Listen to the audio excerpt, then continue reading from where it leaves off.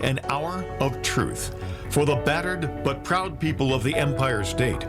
From the financial and entertainment epicenter of New York City to the sleeping and empty small cities and towns of upstate, which once bustled with manufacturing, mining, and farming.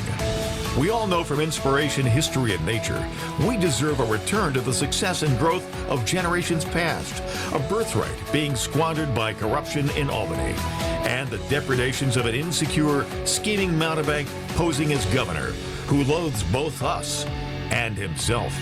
As liberty beckoned to enslaved peoples behind the Iron Curtain via American broadcasts after World War II, we now say, believe, rise, and join us. Welcome to Radio Free New York. Hey guys, welcome to Radio Free New York. I'm your host, Andrew Hollister, and we've got Kevin Wilson here with us as well. Howdy. Hey, and just for those of you who are listening on the live stream, I think we're struggling a little bit with Skype, so you might not be able to see Kevin, but he is, in fact, here virtually.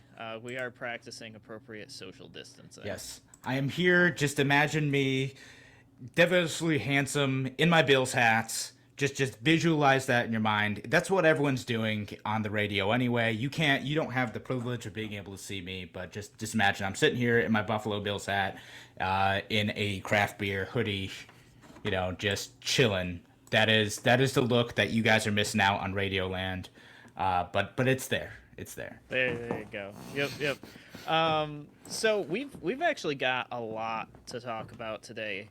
Hopefully we'll get to everything. We've got. I'll run through some of the topics for you guys. That way, you know what we're going to talk about. We're going to talk about the potential of drive-in theaters opening up, and kind of people asking the question of, well, if drive-in theaters are okay, does that mean drive-in church services are okay? Then we're also going to talk about whether or not Upstate Hospitals are going to be filing bankruptcy over COVID-19. And if we make it down there, we're going to talk about the Rochester crime crisis, because coronavirus has not slowed down violent crime in the city of Rochester at all. So that's what we're going to talk about. But before we talk about that, I do want to give you guys some of the numbers from COVID-19 up to date as of today. New York State now has over 195,000 cases, and that makes up about 40% of the confirmed cases in the United States. Now, I've been saying this all along, but I'll say it again, just in case this is the first time you're hearing it. It's very possible.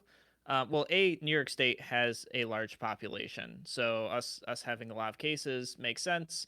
It's also possible that a lot of other states are not testing anywhere near the level that we are in New York. Actually, it's not even just possible. That is currently the case. New York State is testing more than any other state. So whether or not we really make up 40% of the cases in the United States or not, is kind of questionable, because there's probably a lot of other people that have it that just haven't been tested and confirmed. One of the things that is worth mentioning, though, in New York, our death toll is now over 10,000, and nationwide, the death toll from coronavirus has hit 24,000. The reason that number is kind of important is because that is actually on the low end of the estimate that the CDC has for deaths of the common flu as of October. So coronavirus is now approaching a number of deaths estimated for the flu. The deaths estimated for the flu is kind of interesting. They've estimated 20,000 to a high end of 60,000. I don't know if they're projecting that there will be 60,000 deaths from this year's flu. I'm not sure why there's such a big discrepancy, but those numbers came right off the CDC website, so it's not like fake share from some Facebook meme or something. Yeah, I mean, one of those things, it's just hard to track some of this stuff. Like, okay, did they die of the flu? Would they die of? There's just not as much urgency to check this type of thing. like there kind of is with coronavirus, and trying to attribute everything appropriately. And it's just hard to model too, and it's going to be interesting because usually this time of year is when we see a sharp decrease in flu, but we're still seeing some coronavirus cases. So it's going to be tough to know what's going to happen in the warmer summer months if everything kind of drops off suddenly or if it's still going to continue on. Yeah, yeah, no, absolutely. So it'll be interesting to see um, if the season really just kind of makes us disappear, or if it's going to continue to carry on. But I think it's an important thing to discuss and talk about, and we will talk about this when we talk about hospital bankruptcies, that we've essentially shut down our economy for a virus that has maybe been about the same as the flu in terms of deaths. No, nope. No? That's not what's happening. No, no. I mean, all right. So think about it. This virus has been here for a couple months. We've Yep. seen 24,000 deaths. Over the course of the Mm-hmm. year, a flu may see 60,000 deaths. And the 24,000 deaths comes with a lot of a lockdown. So to say it's the same with this, the flu is not quite accurate. It may turn out to be a little bit closer than we think because modeling is tough and nearly impossible to do in this situation. But yeah, saying it's just like the flu is a bit misleading. No, not saying that that's the same as the flu. Saying that we have similar numbers to the flu. So if that happens, and absolutely, account for social distancing, account for some of that stuff. But at the end of the day, I think everybody's going to be asking that question if the final numbers from the flu end up being higher, maybe by a significant number, maybe not.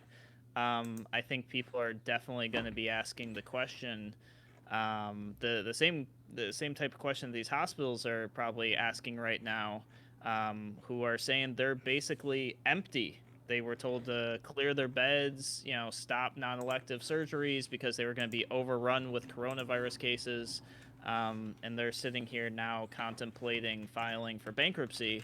I think that we're going to have a lot of questions if the season does change, if the weather changes and coronavirus drops right off. I think that there's going to be a lot of questions, and I don't know if a lot of the people who have been out of work and if their business is shut down, if they're going to feel that the government action was appropriate or not. Yeah. That No, and that's a fair just question to ask, right? Like, did we overdo it? And I think it's the goofy part is if it actually works the way that our less than trustworthy governments say that it does, then it's going to make people think that, and it's going to be kind of hard to tell. Yeah, no, for sure. And it's funny because Cuomo for the last 3 days um, has now come forward and said, "Well, we trusted the experts and they've been wrong about everything." So I don't know if this is the beginning of the backpedaling on the policies taken forth or not. I kind of feel like that's not the case because the policies appear to still be advancing forward, but there is now a lot more talk about opening up businesses, getting people back to work, moving forward on this sort of stuff so that the economy can start rolling Yeah. forward. We're making a nice confederacy of northern states to Yep, try yep. to open the economy forward. Yeah, yeah, no, absolutely. And so this whole process is pretty interesting, and it'll be interesting to see if they actually lighten things up or not. I missed. I guess Cuomo did a conference call with the governors live yesterday. Yeah. I didn't get a chance to see that. I don't know if you got a chance to see that, Kevin. I caught the highlights. Mostly, it's like we have a plan to make a plan. Government. They love making Yeah, plans to make always look like you're plans. doing something, even if it's just having a meeting. Sure. Yeah. No, absolutely. All right. Very good. So I've actually got some of the comments that are coming in, and I say, wow, there is a lot of comments in here. So I'll give a shout out to a couple people here. It looks like Sean's in here. Drew's in here, Garrett's in here, and a couple. Chris is in here. One of the things Garrett says, he says they did drive-in church for Easter, and as far as he knows, it's okay legally.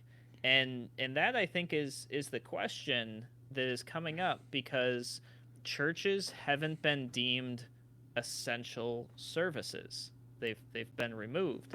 So the question is, if the pastor shows up for quote unquote work, is the church breaking the law? That is the same argument that was used against allowing drive-in theaters to operate. And Cuomo has now suggested that maybe drive-in theaters can operate. And will they adjust that, and will they change that? People are starting to ask, will the same thing happen with churches?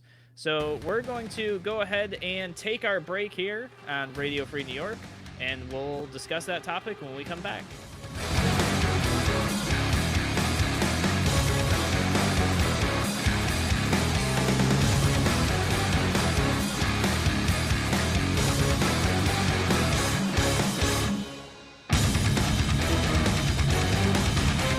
Your business relies on computers and technology to operate. Slow, unreliable networks and servers can cause unplanned downtime and affect your bottom line. The experts at Simple Tech Innovations are here to help. Their preventative maintenance program ensures that your computers and network are kept up to date and monitored for any issues, keeping your business running smoothly. They also help clients achieve HIPAA, PCI, and New York State cybersecurity compliance to keep your network safe and secure. Whatever your business IT needs are, Simple Tech Innovations should be your first call. They've won the Best in Rochester 8 years in a row and have an A+ Better Business Bureau rating. Call them today for a free consultation at 585-200-3182. That's 585-200-3182. Simple Tech Innovations. College Assistance Plus has worked with thousands of families, saving them millions of dollars. It can be stressful choosing the right college, but we're here to help. CA Plus will guide you from college visits to college graduation and through every step in between. Each student and family situation is different, and we work to accommodate those specific needs. Call today for a free family meeting, 585-582-1846, or visit collegeassistanceplus.com for more information. College is expensive. College Assistance Plus can help. A reminder from Abate Monroe County. American bikers aim toward education. Distracted driving is dangerous, so pull over and eat. Don't try to read your mail and newspaper, and stay off your cell phone. Make a mental note to be more alert, making it a habit to expect the unexpected. Remember to look twice. Save a life. Train yourself to watch for motorcycles which are harder to see. Join Abate, and your family will be protected with a free $4,000 accident policy. Ride safe. Ride free. Ride often. Abate. If you ride with us. Google Upstate Monroe County. Why do businesses choose to move their website from Wix and Squarespace to Simple Tech Innovations? Maybe it's their excellent customer service or attention to detail. Maybe it's their ability to give a truly customized solution. Or perhaps they just like the fact that Simple Tech is a local small business that builds great relationships with its clients. Whatever the reason may be, you can rest assured knowing that the local team at Simple Tech has your best interest in mind when building or updating your website. They're hands-on and love helping customers achieve their goals. But don't take my word for it. They've won the Best in Rochester 8 years in a row and have an A+ Better Business Bureau rating. If your website doesn't match your dreams or isn't achieving your goals, give the professionals at Simple Tech Innovations a call today for a consultation at 585-200-3182. That's 585-200-3182. Simple Tech Innovations. You're listening to Radio Free New York. All right, welcome back to Radio Free New York. I'm your host, Andrew Hollister. I've got Kevin Wilson here on the line with us as well. And today is our Talk of the Town. Today is Tuesday, in case you're not keeping track and wish you could. But here we are. So down in Tennessee, there is a pastor protesting the fact that liquor stores are allowed to be open, but churches aren't. And that to me is kind of an interesting thing. I hadn't really thought about the two, and of course his statement is that the liquor stores are evil, and that we're closing down the house of God. But I think that that's a topic worth at least touching on a little bit. What are your thoughts, Kevin? Yeah, I mean, I definitely think that the liquor store should be open. I think more stuff should kind of be open. But the closing down churches thing, I get why that bugs people. It's probably not a good idea to do an in-person service right now. But I did see one case in Mississippi where doing a drive-in service was shut down by local police, and people were issued $500 tickets for attending this drive-in service where you're in your car, where you're not interacting with anyone. Like what? Yeah, How and does that make any that's sense? yeah, no, I don't think that makes any sense whatsoever. So I'm with you, Kevin. I'm thinking, okay, liquor stores, probably, unfortunately for the pastor and the church and population at large, probably pose a significantly less risk. I don't know, actually. It's going to depend and vary liquor store by liquor store. Are they limiting how many people can come in? Are people touching the bottles? Are they, sanitizing the door frames? Yeah. Like all that stuff. Are they taking proper protocol to keep people safe? Versus a church is normally pretty densely packed. People are pretty close to each other. So logically speaking, it seems that a church would put people at higher risk. But this idea that you couldn't do a drive-in service, to me, is wild. I mean, in that you would then fine people for that. I believe that there's going to be a lawsuit for sure. Actually, I think I found a lawsuit. I didn't get to read everything, but I did see, from ABC News, Justice Department to probe restrictions placed on religious gatherings to curb coronavirus. And I believe that this is going to go beyond drive-in church services. I believe that this will look at the idea of people saying that you can't peacefully assemble and worship, and whether or not that's a constitutional violation and a civil liberties violation. Yeah, I mean, and I think you'd have pretty good standing for that. I know. Well, I mean, maybe who knows? From what I've read on the internet from internet armchair experts is that like general orders kind of have to be obeyed. Like it just can't apply specifically to any organization. Like you can't specifically say like nope, church ain't allowed, but this other type of gathering is allowed. So maybe in those type of situations it would be all right, but like the drive-in church thing is what kills me the most. It's just like that is an activity that like anyone who uses an ounce of common sense would say like this is probably pretty safe, and same with things like opening up car washes or opening up drive-in theaters. Like, yeah, you're not next to each other. And, you can roll up your windows too. This seems fine. Why is the government being petty and cracking down on things that people need an outlet for? People want entertainment. People want community. People want to go to church and hear the word of God. Why shouldn't they be able to do that freely in a way that's pretty safe? I don't know. Yeah. When you put government in charge of these things, this is what you get. Yeah, no, I agree. And I think what we're seeing now is, I think that there were a lot of people when they were putting things together, they were frantic, they were worried. They asked the health experts and said, "How do we get things under control? What do we do?" And the health experts probably said, "Well, keep people apart, shut down things that are non-essential, do this and that."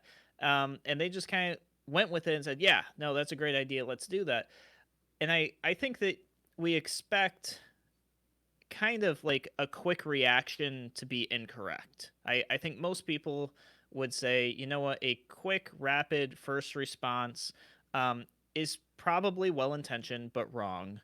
But we're not we're not in the beginning of this anymore. I mean, we're like 30 days deep at this point.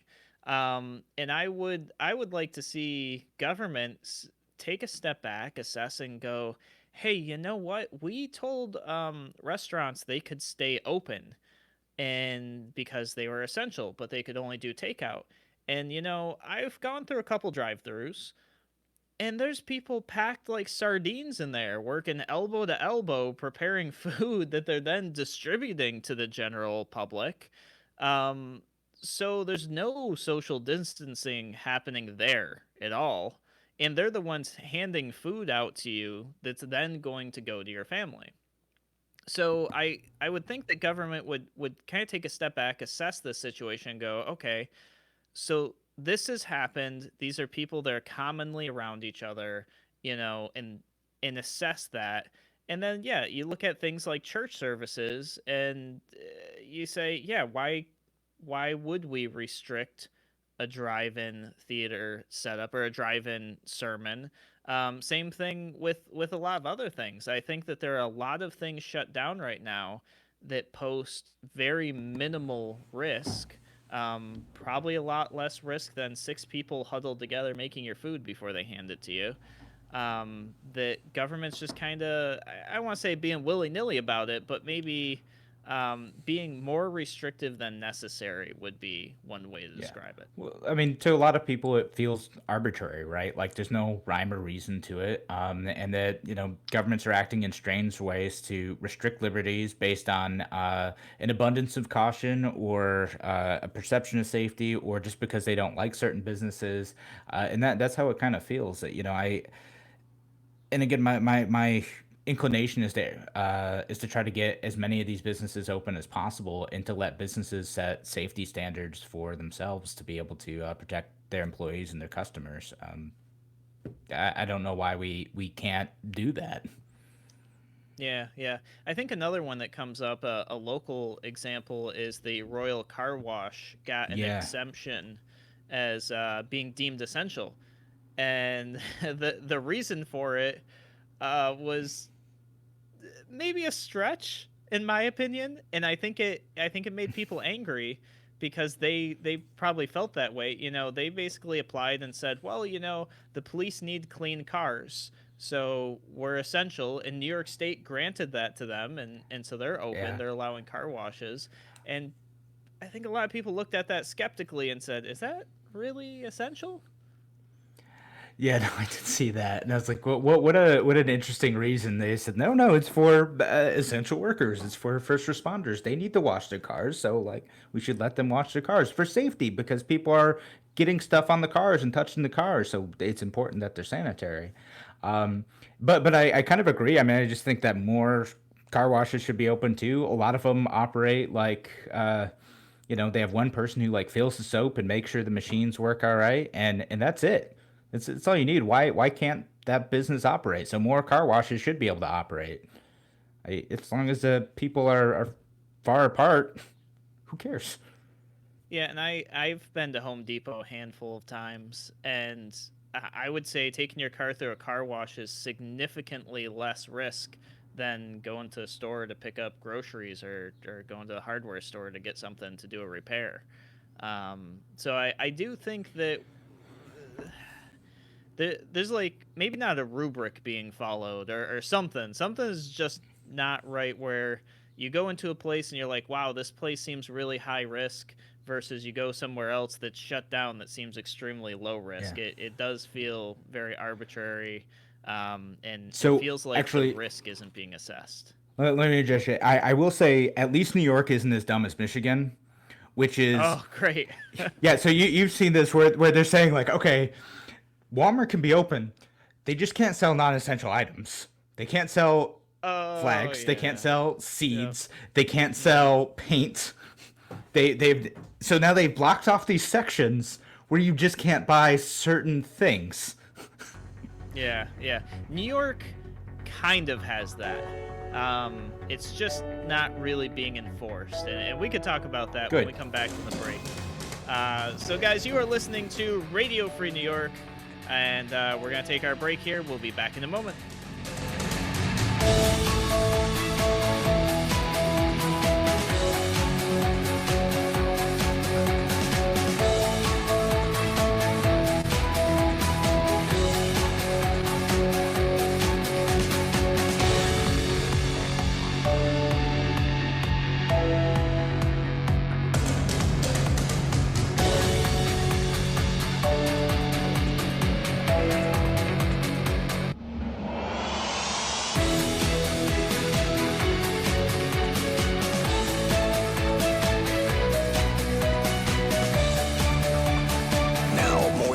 twice the power.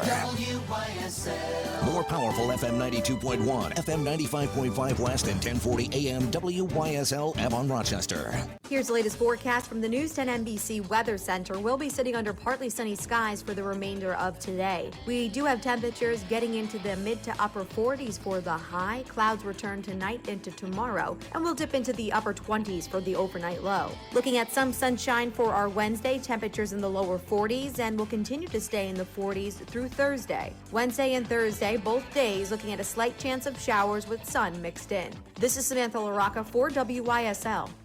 At Victor Chevrolet, we want you to know we are here for your transportation needs. Our factory-trained specialist in the Victor Service Department can expertly handle any repair. Our concierge service can arrange for pickup and delivery of your vehicle if you choose. We are here for repairs, maintenance, inspections, warranty work, and recalls. Victor Chevrolet can help no matter where you bought your car or truck. And if you need a new vehicle, Victor can sell you a car virtually on our website, victorchevrolet.com, or by appointment at our store. Call 869-6196. Trade-ins, financing, leasing. They're all available remotely and at your convenience. We're here to fully serve Chevy customers in Victor, Canandaigua, Macedon, Fairport, and throughout the Metro and Finger Lakes. Depend on Victor Chevrolet, here for you with sales or any service issue, no matter where you bought your vehicle. Give us a call at 869-6196 or visit victorchevrolet.com. You can depend on the team at Victor Chevy for all your transportation needs, now and in the future. WYSL. Wow, how the world has changed in just a few short weeks. If there is one thing COVID-19 has taught us, is good hygiene. Wash your hands more often and wipe down frequently touched surfaces. Unfortunately, we also face another problem that has been around us since, well, time itself. Rodents. G'day, I'm Scott from Plug-in Pest Free. Rodents usually carry diseases with them we do not want around us. Treating the problem the old-fashioned way with baits and traps only causes the problem to continue. Baits invite rodents in when you really should be trying to keep them out. So how do we keep them out? With Plug-in Pest Free, an electromagnetic device that utilizes the electrical wiring in your home to set up a no-go zone. Now that's fair dinkum. Look us up today at gopestfree.com. Use promo code PEST20 for 20% off. That's gopestfree.com. Promo code PEST20. Don't spray and regret. Plug in and forget.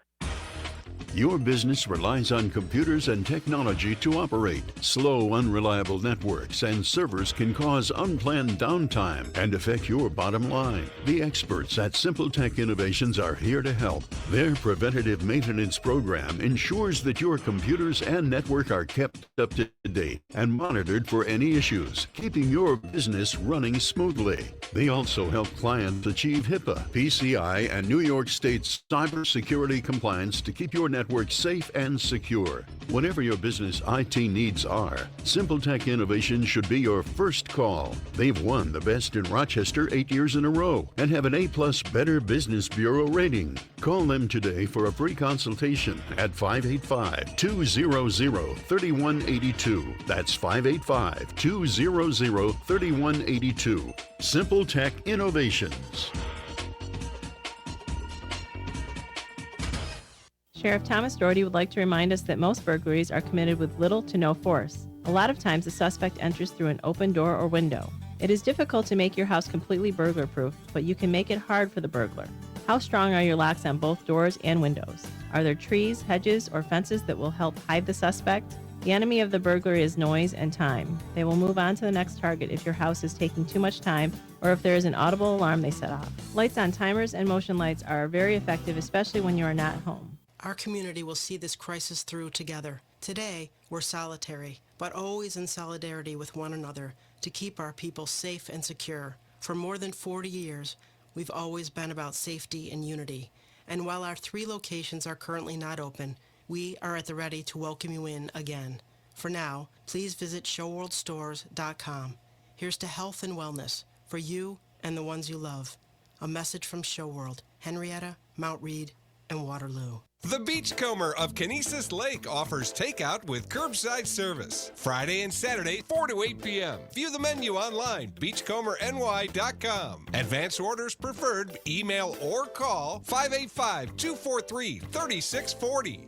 Avon Gun and Hunting Supply reminds you to keep safe. Avon Gun is open for sales and repairs by appointment only. Call 226-8277.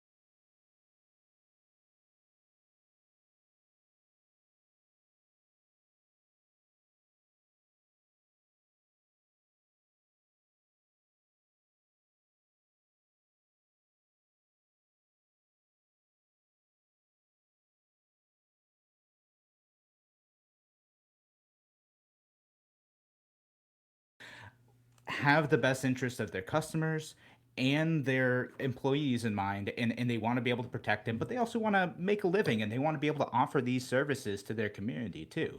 Again, we're seeing huge disruptions in food supply chains and material supply chains, and I think some of the governors in the Northeast and everywhere else are starting to recognize, like, man, like this is going to cause huge, devastating, years-long problems if we don't find ways to get people back to work and find a good balance for opening up the economy versus protecting people from the virus. And I think, again, it's not dismissing the seriousness of the virus, but it is about protecting people. We need to do that.